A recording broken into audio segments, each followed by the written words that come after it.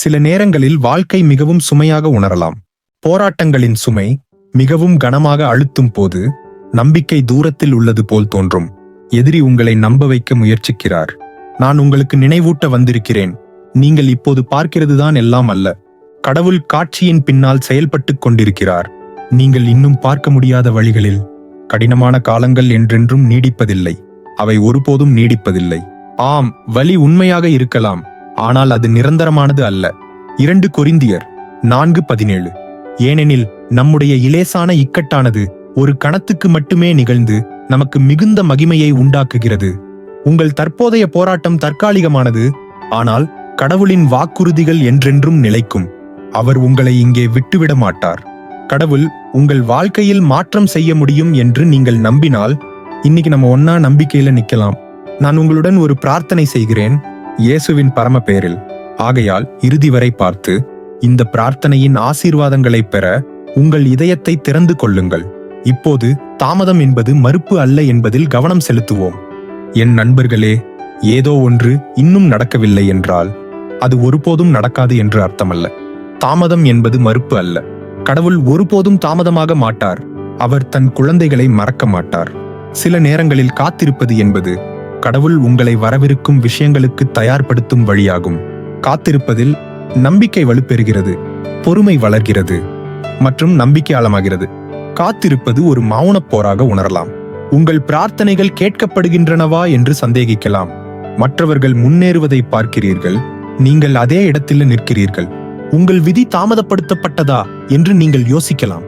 ஆனால் கடவுள் எப்போதும் வேலை செய்கிறார். நீங்கள் பார்க்க முடியாத போதும். நீங்கள் பார்க்கும் தேக்க நிலை பெரும்பாலும் தெய்வீக தயாரிப்பு. வேதாகமத்தில் ஒரு மனிதர் பல ஆண்டுகள் போராடினார். அவரது பெயர் யிப்தா. அவர் தன் குடும்பத்தால் நிராகரிக்கப்பட்டார். அவரது கட்டுப்பாட்டிற்கு அப்பாற்பட்ட சூழ்நிலைகளால் துரத்தப்பட்டார். அவர்கள் அவரை தகுதியற்றவராக கருதி தள்ளிவிட்டார்கள். ஆனால் பிரச்சனையின் நேரத்தில் அவரை நிராகரித்தவர்கள் அவரை தேடி வந்தார்கள். அவர்களுக்கு அவரது வலிமை தேவைப்பட்டது மற்றும் தலைமை.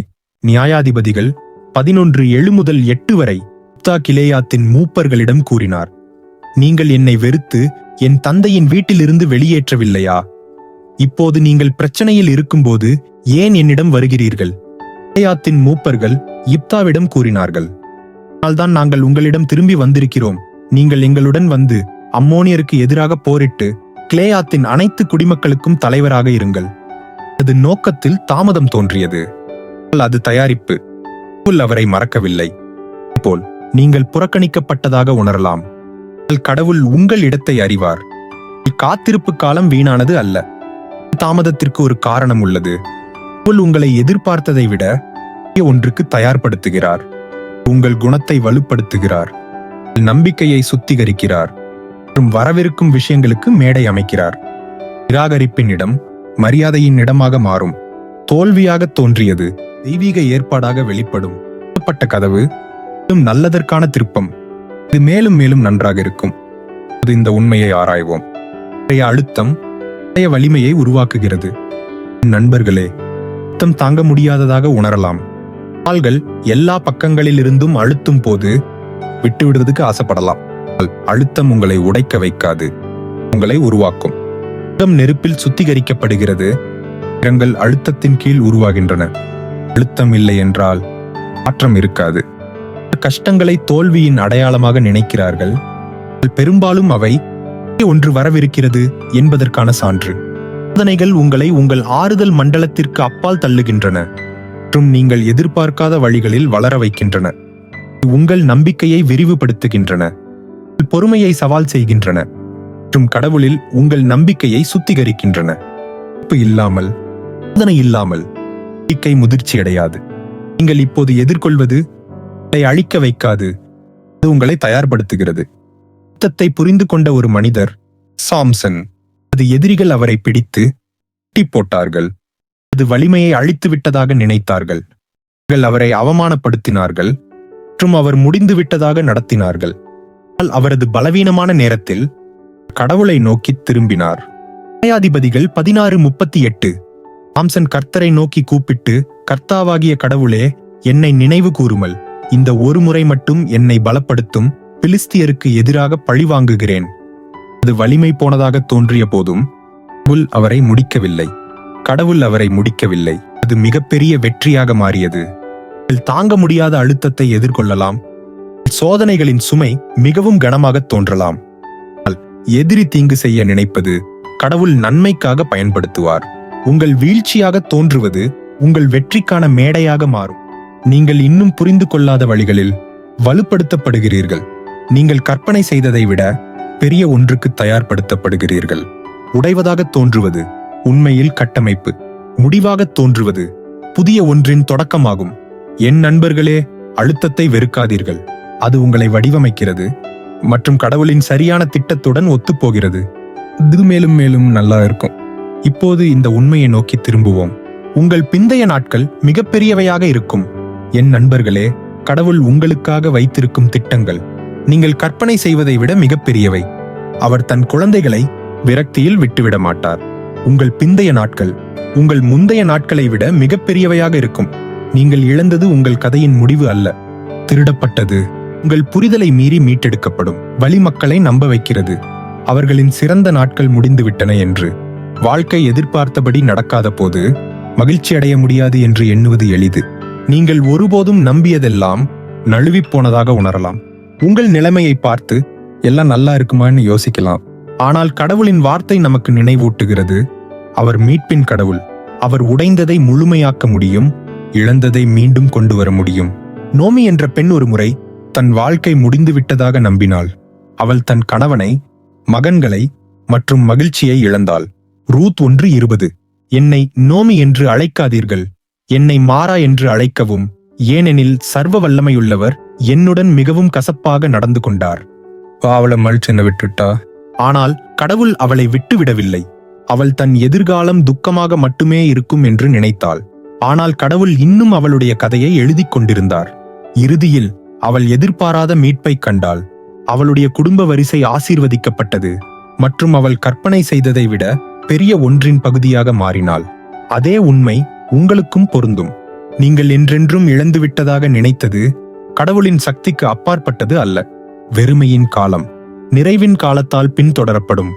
ஒருபோதும் சாத்தியமில்லை என்று தோன்றியது கடவுளின் விசுவாசத்தின் சாட்சியாக மாறும்.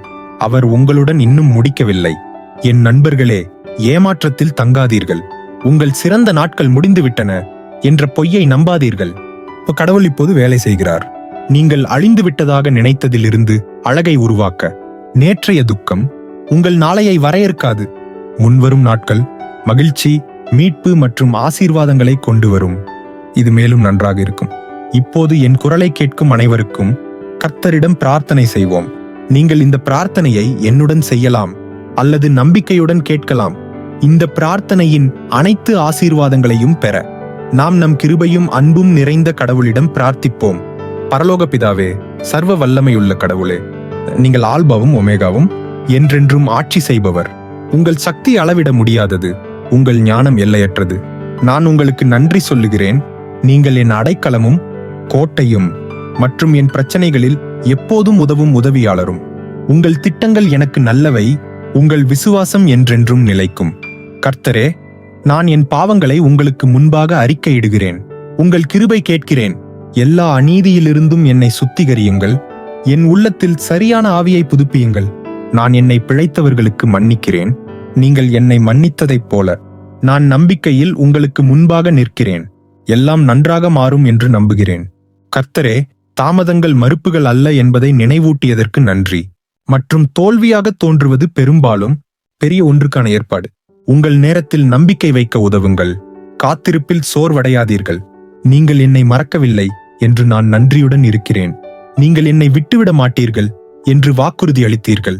ஒவ்வொரு நிராகரிப்பின் காலமும் தெய்வீக உயர்வின் காலமாக மாறட்டும். நீங்கள் எனக்காக வகுத்த கதவுகள் நியமிக்கப்பட்ட நேரத்தில் திறக்கப்படட்டும். இயேசுவின் பேரில் என் சோதனைகளின் சுமையால் நான் நொறுக்கப்பட மாட்டேன் என்று அறிவிக்கிறேன். மற்றும் என் நம்பிக்கையை திருட முயற்சிக்கும் எந்த மனச்சோர்வு, சந்தேகம் மற்றும் விரக்தியின் ஆவியையும் தடுக்கிறேன். கர்த்தரே, என் வலிமையை புதுப்பியுங்கள். என் பிந்தைய நாட்கள் முந்தைய நாட்களை விட மிகப்பெரியவையாக இருக்கட்டும். என்னை பிணைத்திருக்கும் ஒவ்வொரு பலத்தையும் உடைக்கவும் மற்றும் அழுத்தத்தின் மத்தியில் என்னை வலுப்படுத்துங்கள். தந்தையே, என் நம்பிக்கையை சுத்திகரியுங்கள். என் இதயத்தை பரிசுத்தப்படுத்துங்கள் மற்றும் நீங்கள் என்னை அழைத்துள்ள நபராக மாற்றுங்கள்.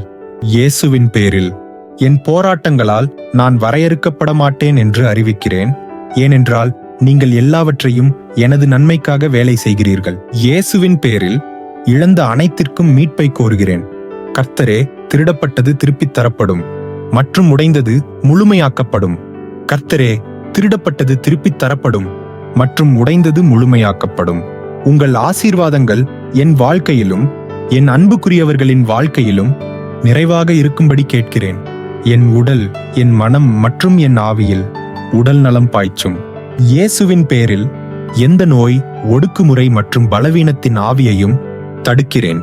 என் சமாதானம், மகிழ்ச்சி மற்றும் என் நோக்கத்தை திருட முயற்சிக்கும் எதிரியின் ஒவ்வொரு திட்டத்தையும் நிராகரிக்கிறேன். எனக்கு எதிராக உருவாக்கப்பட்ட எந்த ஆயுதமும் வெற்றி பெறாது என்று அறிவிக்கிறேன் மற்றும் எனக்கு எதிராக எழுந்த எந்த நாவும் தண்டிக்கப்படும். உங்கள் தெய்வீக பாதுகாப்பால் என்னை சூழ்ந்திடுங்கள். எனக்கும் என் குடும்பத்திற்கும் எந்த தீங்கும் நெருங்காதிருக்கட்டும். கர்த்தரே, இந்த ஆசீர்வாதங்களை என் அன்புக்குரியவர்களுக்கும் கேட்கிறேன். இந்த பிரார்த்தனையை ஒன்றாகச் சொல்லும் அனைவருக்கும் நன்றியுடன் இருக்கிறேன். உங்கள் முன்பாக இதயங்களை திறக்கும் ஒவ்வொரு மனிதருக்கும் நன்றி செலுத்துகிறேன். ஒருவருக்கொருவர் உயர்த்தி முறிவுகள் வெளியிடப்படுகின்றன என்று நம்பி ஒப்புக்கொள்கிறோம். கர்த்தரே, ஒவ்வொரு தேவையையும் நிறைவேற்றுங்கள். ஒவ்வொரு உடைந்த இடத்தையும் மீட்டெடுங்கள் மற்றும் ஒவ்வொரு சோர்வடைந்த ஆத்துமாவையும் வலுப்படுத்துங்கள்.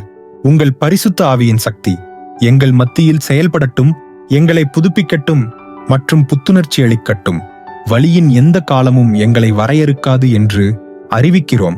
ஏனெனில் நீங்கள் எங்களுக்காக தயாரித்த பெரிய விஷயங்களுக்குள் நுழைகிறோம். இயேசுவின் பேரில் வெற்றி நம்முடையது, உடல் நலம் நம்முடையது மற்றும் நீங்கள் வகுத்த எதுவும் தடுக்க முடியாது. உங்கள் சித்தம் பரலோகத்தில் நிறைவேறுவது போல எங்கள் வாழ்க்கையிலும் நிறைவேறட்டும். ஏனெனில் ராஜ்யமும் பலமும் மகிமையும் என்றென்றும் உங்களுடையது. என் பிரார்த்தனையை கேட்டு பதிலளித்ததற்கு கர்த்தரே, நன்றி செலுத்துகிறேன். இயேசுவின் பரம பேரில் ஆமென். மேலும் ஜெபமயமான வீடியோக்களை கொண்டு வருவதில் எங்களை ஆதரித்து ஊக்கப்படுத்துங்கள்.